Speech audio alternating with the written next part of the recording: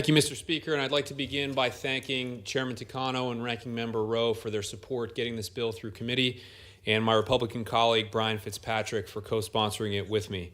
I rise tonight in support of H.R. 2385. Mr. Speaker, we're here in the 75th anniversary of D-Day, and it always struck me an American general who said that if anyone ever needed proof that the United States of America fought for a cause and not for conquest, it's that when we invaded another continent halfway around the world, the only soil we ever asked to maintain was enough to bury our own dead. And it's been true throughout generations that veterans ask very little recognition or very little thanks for their service. I have it on good authority that when they built the monument to World War II here in Washington, D.C., throughout that whole year, there were a number of veterans who approached the construction site after hours or early in the morning, and they handed their dog tags to the people who were working there and just asked them to throw them down in the pit underneath those big stone pillars that they were putting in the monument.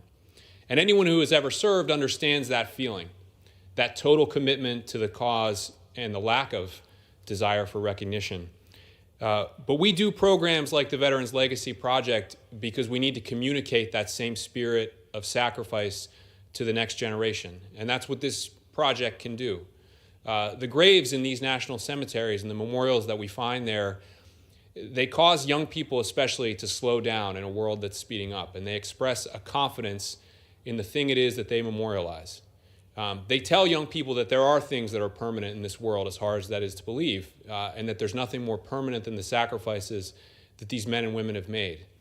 They also tell them that there's one thing that's not permanent, which is the freedom that we all live under every single day, and that it has to be refreshed and renewed with the sacrifices of people in each generation.